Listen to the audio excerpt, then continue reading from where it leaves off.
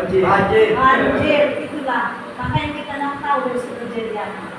Ya kan? Rencana kita ya Pak ya. Bapak kan nggak jadi bawa bawa kan? Tapi jadi Bu. Apa di sana sih? Enggak, di biji ke bawah. Oh. Kita kali tulis tanya jujur ya. Yang kalian tulis itu ada yang menentukan siapa yang melakukan Bapak ya? Siapa? Hadiah Tuhan Yesus. Kan kalian buat. Rocky. Aku kemarin di sini pas pulang memang terkabul disuruh sama ada pegawai magang kan, disuruh bawakan kempal. Luar biasa. Siapa lagi? Andre? Oh, kasih aja ke Tuhan Yesus apa? Tuhan 12. Nah, apa yang kau tulis Andre? Ini enggak baca kali karena ada pokoknya kita doakan bersama. Jadilah Tuhan seperti yang mereka minta. Melayani di Tuhan kemarin pas datang ke sini ada orang-orang magang juga belajar khotbah di Tuhan kemarin. Oh, luar biasa. Nantikanlah balasan kado dari Tuhan. Amin. Tuhan nggak perlu uangmu, Tuhan nggak perlu yang lain-lain. Tuhan perlu apa komitmen? Dia udah tahu dengan jelas, ya kan? Gak mau kasih apa-apa, kesian lah mereka dia nanti. Ya kan? Apapun misalnya, Tuhan ada yang tahu, ulang tahunmu, aku tidak lagi, oh, karena dia. Aku tidak lagi membenci, aku tidak lagi Tuhan marah-marah. Itulah dia. Tapi nggak apa-apa, masih ada tahun 2 Desember 2020. Kita doakan jangan banjir. Tapi biasanya di balik kesulitan itu ada berkah. Kita nomor keranjang. Kalau bukan banjir mana di keranjang kan? Coba deh, kita pikirkan. Tuhan ini banjir semuanya. Tiap kali fungsinya apa sih kesulitan itu? Tiap kali pindah ke LPD 200 orang mana teman-teman? 200 orang satu kamar. LPD siapa ke LPD? Satu kamar. Ibu diri. Boleh.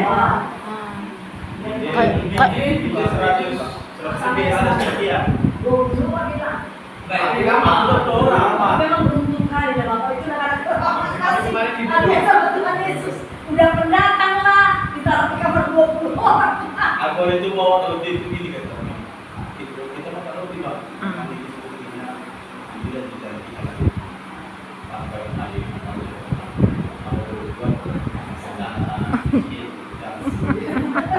Najar itu harus ditepati sama Tuhan. Laki-laki itu mulutnya harus pegang dah. Kalau kau bilang A lah kerjakan. tetap memang keputusan sama orang rumah. Kalau banyak deh buat ada. Iya. Kenapa?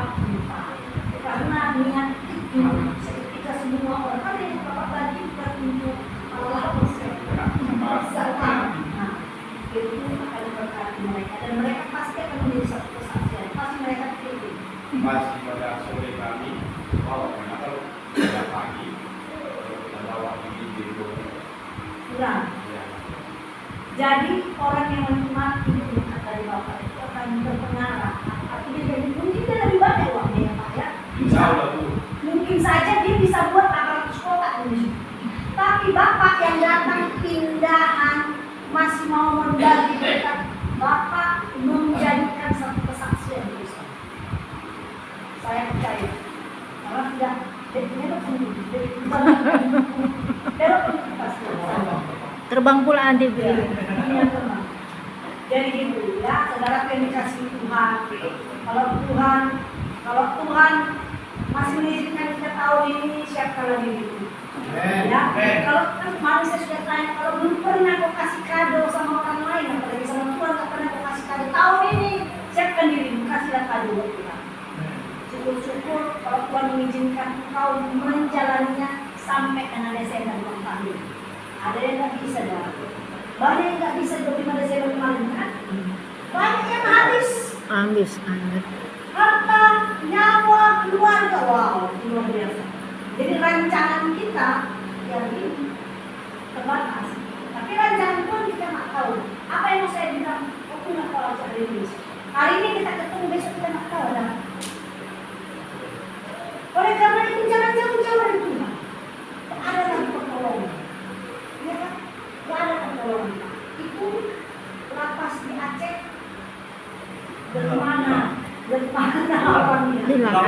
Tamiya. Bebas kan, bebas kan pulang kan? Bebas.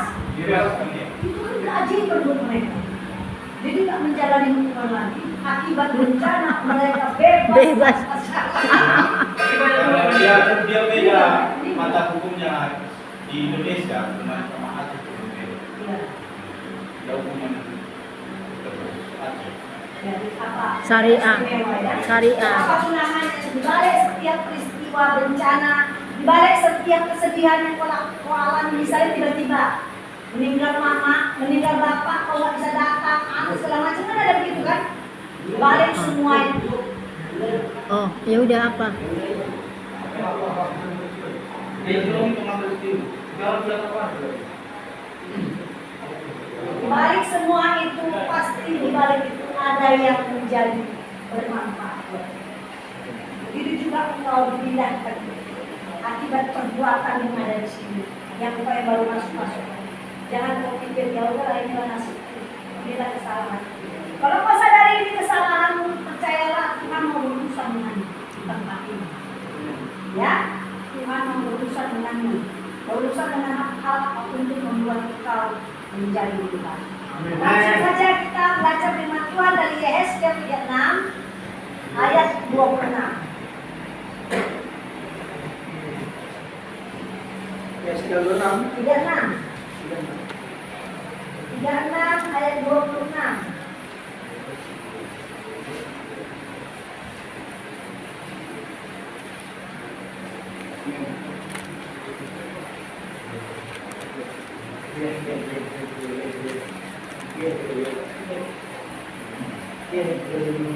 Yehezkiel sebelum Halaman 1156.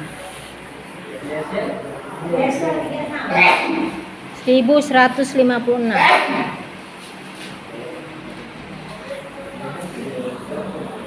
36 ayat 26 sudah.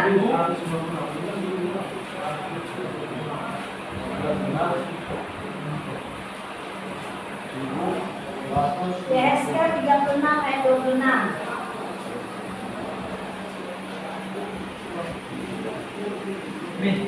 Amin. 36 ayat 26. Yehezkiel 36 ayat 26. Bagi kawan kita sama-sama mengucapkan firman Tuhan. Tidak? 36 ayat 26. Tuhan mau merubah itu dari dalam. Kalau dari dalam apa yang bisa dirubah? Hati. Tuhan akan memberikan hati yang baru. Jadi perubahan hati. Untuk apa Tuhan merubah hati? Untuk supaya engkau bisa hidup. Lihatlah orang-orang yang sampai umurnya berapapun tetap melakukan kejahatan. Pernahkah kau melihat orang seperti itu? Hidupnya itu sebenarnya suram. Dia kan wajahnya tidak ada auranya, tidak ada sinarnya. Setiap orang datang sama dia takut, setiap orang datang sama dia menjauh. Karena apa? Dia menunjukkan aura sosok pribadi dia. Hatinya memancarkan kegemisan, kemarahan, dan segala macam. Nah, Tuhan mau mengubah dari dalam. Ada satu ilustrasi. Ada ini mengenai seorang laki-laki. Ya, satu orang laki-laki ini orangnya berada, punya uang banyak, dia pun makan, tempat tinggalnya makan. Sekali waktu orang yang berada ini punya jam tangan. Kalau laki-laki biasanya mau pamer nggak mau dipakai kalung ya, jam tangan ya. Biasanya kalau cincin orang lah ya kan, perempuan ya cincin tulang segala macam. Kalau laki-laki biasanya jam tangan ya kan. Kalau jam tangan yang mahal udah begini lah dalam kan. Jadi laki-laki ini memang jam tangan mahal. Tapi jam tangannya ini biasanya ada berlian-berliannya, ini pakai kayak emas. Masalahnya jam tangannya ini selalu aja terlambat 10 menit, detik-detik terlambat 15 menit. Jadi ketika dia mau rapat, dia pikir sudah tepat waktunya, tetapi ternyata terlambat 10 menit. Besok dia rapat di perusahaan tempat yang lain, terlambat lagi 15 menit. Tapi jam ini mewah, ini dari luar. Orang tak memiliki lihat kok berapa terlambat apa, jadi dia begini jamnya Datanglah dia datang. Nah, sekali waktu dia meninggal kencang. Lalu periksa tangan saya. Dia mahal, semuanya mahal. Dia coba periksa kenapa dia selalu terlambat. Hidup, jalan detik-detiknya, hidup, tapi terlambat selalu kalau masuk ke rumah. Maka tukang jam pun membuka caranya. Akhirnya ditemukanlah penyebab. Penyebabnya adalah mesinnya. Dan itulah yang mengakibatkan jam tangan yang mahal ini selalu terlambat dan tidak terpakai. Jadi mesin itu adalah yang paling utama untuk jam itu kan, bukan putar-putarannya ini, bukan berlian, tapi di dalamnya adalah mesin. Itulah kita. Sepoles apapun kau setelah keluar dari sini, keren. Kalau ternyata berdalam ini belum dibuat Tuhan juga.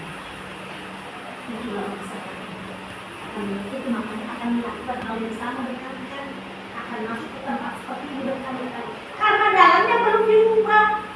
Nah, lewat firman Tuhan ini, Tuhan bilang, aku akan memberikan engkau hati yang baru.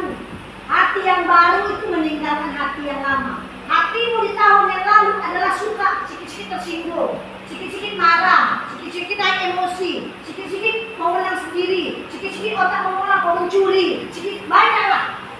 Itulah pribadi yang lalu, hatimu yang baru. Itu mempengaruhi gaya hidupmu, pola pikirmu. Kau tak senang orang lain bajunya keren, mencuri kata dari juga lalu. Itu pola pikirnya karena hatinya masih kurang.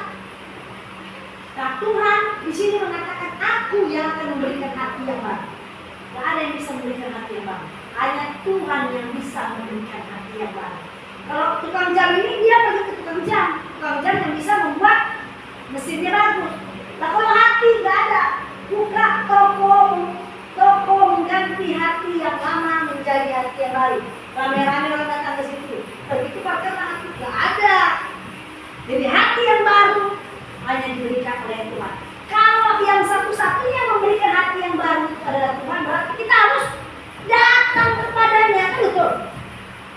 Sama dengan tukang jam tadi, kalau tukang jam itu adalah satu-satunya yang bisa memperbaiki jam itu jadi bagus, dia datang ke tukang jam. Kalau hati yang baru yang bisa diberikan oleh Tuhan, kau bisa menang. Itu yang pertama. Jadi Tuhan mengubah dari dalam, bukan dari luar. Penampilanmu setelah keluar dari tempat ini kurus, hitam, jelek, degil, gak wangi. Ya lihat ya. Tapi hatimu sudah tahu. Dibandingkan dengan di sana lah engkau punya keluar dari luar, keren wangi, pokoknya gaya pakaian segala macam. Ketemulah kalian dua, kau baru keluar dari lapas hutan, atau dari lapas mana pun nanti sebenarnya. Perbandinganmu dengan saudara di luar sana akan kayak bumi dan langit. Kau mungkin mandi nggak pakai sabun, nggak gosok gigi, pokoknya kuyuran, kumal, terus hitam, kurus, tidak kayak seperti tidak terpelihara. Sedangkan keluargamu, tak sepupu, tak siapa, langsung kelihatan muncul, keren, pakai limis, rambut, pakai apa segala macam. Tapi kalau kau di dalam, kau yang keluar dengan kumal, tapi dalammu sudah hati baru. Sementara mungkin orang di luar yang mungkin siapa yang keluar, di luarnya keren, indah, segala macam wangi, tapi dalamnya gelap. Itu akan membedakan. Karena begitu hatimu baru, sebentar saja Tuhan akan mengubah hatimu. Jadi jangan khawatir. Juga jangan khawatir. Ya. Ada ini mau makan?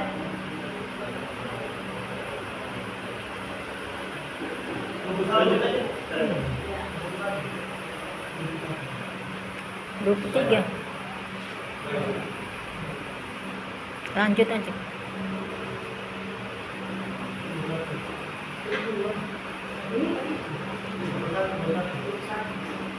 Ya. Jadi jangan kamu merasa bahwa penampilan luarmu itu akan menunjukkan percaya dirimu. Enggak usah. Sekalipun kau keluar dari sini tempatmu kumal, setelah kau selesai dari sini kau kumal, itu lebih penting hatimu yang baru tadi. Kau telah diubahkan cara pikirmu. Kau lagi tidak gila Tuhan dengan menghalalkan segala cara. Jadi siapa yang membuat orang sakit kau? Orang sakit kau sehat kemana? Apne. Kalau mau sakit orang kau juga harus sakit. Biar kau tahu rasanya mau sakitnya orang. Kalau kau mau tahu rasanya curi-curi minta ikut. Ya, tapi saya yakin kau masuk ke sini, kau masuk muda, Tuhan pasti berurusan. Ya, jadi jangan apapun kau sidang kan? Apapun nanti yang akan kau alami setelah persidangan, apapun keputusannya, jangan membuat hati lupa. Pola pikirmu harus berubah. Oke Tuhan, apapun yang Tuhan izinkan, aku jalani karena aku terpleset. Aku jalani hanya, jangan tinggalkan. Jangan tinggalkan. Kalau kau tak kuat, kau tidak akan kuat menjalani. Sebab apa? Masuk kemari ada yang semakin mengerikan kan? Udah kau nggak sakit, udah di masuk sini kau akan merasakan. Banyak. Kami sudah 15 tahun melayani Tuhan. Ada yang cuma masuk kemari, cuma baik-baik, tiba-tiba jadi luar biasa. Ada yang luar biasa jahatnya, sudah sampai bagaimana, tiba-tiba keluar dari sini jadi seperti orang kayak kenapa? Tuhan perhatian. Ada yang dari luar masuk kemari OKP, bukan orangnya, ngapain kau ini? Tapi setelah diproses Tuhan, pancaran matanya menyedot. Ada yang tahan kebal, banyak saya jumpai berapa puluhan tahun lagi. Tahan kebal memang tahan kebal ya. Masuk kemari, takut orang semua kiri kanan belakang bahkan mungkin yang menjaga dia takut kalau Tuhan. Tapi setelah diproses Tuhan, wah, luar biasa. Jadi saudara yang dikasih Tuhan, proses itu Tuhan mau dari dalam. Nah, penjara ini bukan tempat yang Tuhan tidak perhitungkan. Kita belajar dari seorang laki-laki, namanya laki-laki ini Daud. Daud ini dia seorang penggembala kambing domba. Gak ada apa-apanya kan? Namanya penggembala itu kan orang yang gak diperhitungkan. Sedangkan saudara-saudaranya yang lain adalah orang apa kan, perang apa segala macam saudaranya kan. Nah si Daud ini kan diperhitungkan. Tapi ketika dia melakukan pekerjaannya hanya sebagai penggembala kambing domba, dia suka nyanyi menyenangkan Tuhan. Nah itu Tuhan perhitungkan. Walaupun tidak ada manusia yang melihat, bapaknya pun tidak melihat dia nyanyi, tapi Tuhan perhitungkan. Makanya saya bilang, apapun yang baik kau lakukan, Tuhan lihat. Nah waktu Tuhan melihat si Daud, Tuhan senyum. Nah kita perlu cari senyum Tuhan. Ketika Tuhan senyum, apa yang terjadi? Bukan usaha dia, bukan kehebatan dia, bukan gara-gara keluarga dia membuat Tuhan jadi raja. Ya, biasanya makan seadanya sebagai penggembala kambing domba, tapi dibuat Tuhan jadi raja. Nah ketika raja semuanya udah ada, semuanya istri cantik segala macam, tinggal di istana, makan raja, tak kurang. Ketika dia berdoa, Tuhan, aku mau perang buat menang. Ya kata Tuhan, perang menang. Perang menang. Doa yang dijawab Tuhan karena Tuhan suka sama dia. Dia suka nyanyi, dia suka menyembah Tuhan, memuji Tuhan. Biasa manusia, kalau lagi hidup berlimpah, lagi nyaman, suka terlena, tidak kan? Pikirnya aman lagi, maka mulailah dia mengintiplah dosa. Dia lakukan apa? Dia rancangkan pembunuhan berencana kepada panglimanya, namanya Serbia. Karena apa? Dia sudah tergoda, tertinju sama istri orang. Rumput tetangga lebih hijau daripada rumput di halaman. Dia tertinju, dia tertarik sama istri dia. Maka disuruhnya dia perang, maka singkat ceritanya matilah si Uria. Ketika istrinya si Uria mati, maka dia akan umumkan di seluruh bangsanya, hai bangsaku, panglima saya sudah mati, maka saya akan menolong Syria dengan cara mengambil istrinya. Biarlah aku yang pelihara. Maka tersiarlah sama semua orang, baikkan raja kami, baikkan. Padahal balik ini semua ada amsuk dan kafir. Jadi kita ada yang kafir. Kemudian singatan orang nabi datang. Hei Daud, kau pikir dia tidak tahu apa yang kau buat? Kau bunuh panglimamu, kau ambil istrinya. Apa kau pikir Tuhan pun tak tahu apa yang kau buat? Tuhan pun tahu. Maka ketika terbongkarlah semua kesalahannya, padahal di depan bangsa ini dia seolah-olah jadi penolong ya, superhero. Depan mata Tuhan terbongkar semuanya, maka gelisahlah hati.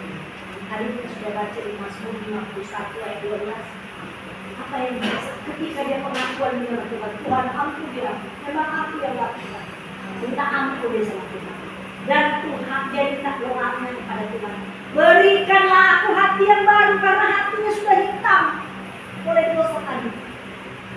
Dia minta hati yang baru. Maka ketika dia minta hati yang baru, Tuhan pun beri hati. Maka Tuhan mengampuni dosa. Apakah keadaannya apa? Syria hidup. Tuhan tak menghidupkan Syria lagi. Bisa tak hidupkan Syria? Bisa lah. Bisa tak dikembalikan? Oke. Kalau bertobat kau menghidupkan Syria, kembalikan istrinya? Enggak.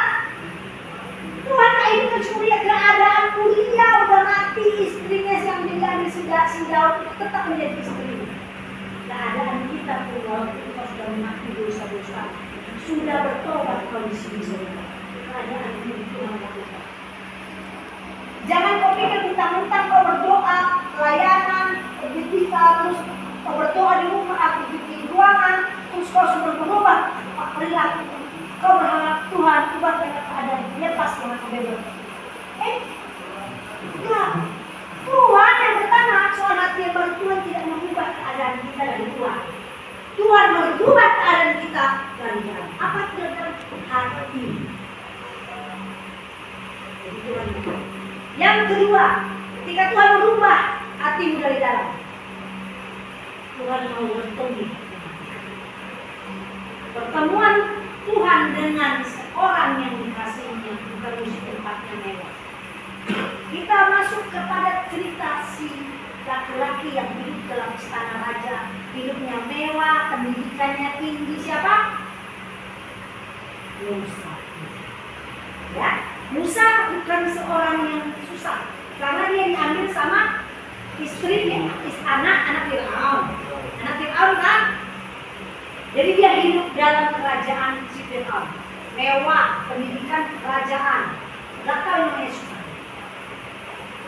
Ketika dia semakin besar, semakin bertumbuh dewasa, hatinya mencari kekuasaan sana sini dan membuat dia menjadi seorang pembunuh. Siapa yang dibunuhnya? Orang Mesir. Supaya orang Mesir tidak tahu kemana-mana, digalinya pasir, ditutupnya pakai pasir. Siapa yang tahu? Ketahuan bahwa dia seorang pembunuh. Pernahkah dia berpikir menjadi seorang pembunuh? Orang seperti Musa tinggal di istana raja, berpendidikan tinggi, perilaku seorang bangsawan, tidak pernah dia berpikir menjadi pembunuh. Tapi ketika dia menjadi seorang pembunuh, hidupnya langsung terjun bebas. Kemudian menjadi penggembala kambing domba. Kalau dari bawah kita diangkat tuh enak ya. Tapi kalau dari atas Pak, kita dibawa terjun payung ke bawah, oh nggak gampang. Orang biasa hidupnya tiba-tiba cuma jalan naik sepeda, nggak gampang. Dan dia si Musa jadi penggembala dan kambing domba di posisi yang paling rendah. Ketika dia posisinya paling rendah di bawah, dia tetap setia sama Tuhan, teman. Nah, ketika Tuhan mendengarkan kerendahan hati Musa, Tuhan bertemu dengan Musa. Di mana? Bukan di istana itu. Tuhan bertemu dengan Musa di semak gunung. Ayo baca coba Keluaran 3 ayat 1 sampai 2. Keluaran 3 ayat 1 sampai 2. Keluaran. Keluaran 3. Perjanjian lama 3 ayat 1 sampai 2. Keluaran 3 ayat 1 sampai 2. Ya, baca. Begini firman Tuhan. Adapun Musa, ia biasa mengembalakan kambing domba Yetro mertuanya imam di Median. Sekali ketika ia mengiring kambing domba itu ke seberang padang gunung, sampailah ia ke gunung Allah, yakni gunung Horeb. Lalu malaikat Tuhan menampakkan diri kepadanya di dalam nyala api yang keluar dari semak duri. Lalu ia melihat, dan tampaklah semak duri itu menyala, tetapi tidak dimakan api. Amin. Saudara yang dikasih Tuhan, di semak duri Tuhan bertemu sama Musa. Kenapa semak duri? Karena Musa ini pintar. Kalau orang pintar, nggak gampang mengambil perhatian, betul kan? Aku tahu ya. Aku tahu ya. Misalnya Bapak lah, atau Rocky Dajjal punya, kalau misalnya apa itu namanya? Apa namanya? Lagu misalnya. Kau biasa membuat lagu, segala macamnya nih. Jadi yang itu udah tahu kita tahu. Coba lagu yang agak unik segala macam, berarti kita menjadi perhatian. Kan kok bisa begini dan Rocky. Jadi Musa itu orang yang sangat pintar. Tuhan bertemu dengan Musa sengaja mencari semak duri. Ketika Musa melihat semak duri, Musa kaya tidak. Tapi semak duri nggak gosong, nggak hangus. Jadi menjadi perhatian Musa. Itulah mengambil perhatian Musa sehingga Musa menolak. Disitulah Tuhan bertemu dengan Musa. Akibatnya apa? Ketika pertemuan Musa dengan Tuhan terjadi, membuat Musa menjadi laki-laki yang paling lembut hatinya sedunia. Tidak ada selembut Musa. Ya, karena itu tempat ini, di tempat ini, yang menurutku tempat ini adalah menurutku tempat yang menjadi titik terendahmu. Tuhan sampai bertemu. Sekalipun kau di kamar sempit-sempit, sekalipun kau di kamar dalam malam, kau tengah-tengah malam sunyi sepi, kau gelisah karena kau tak bisa tidur, Tuhan sedang mencari engkau untuk menenangkan diri. Di situ pun Tuhan bisa bertemu.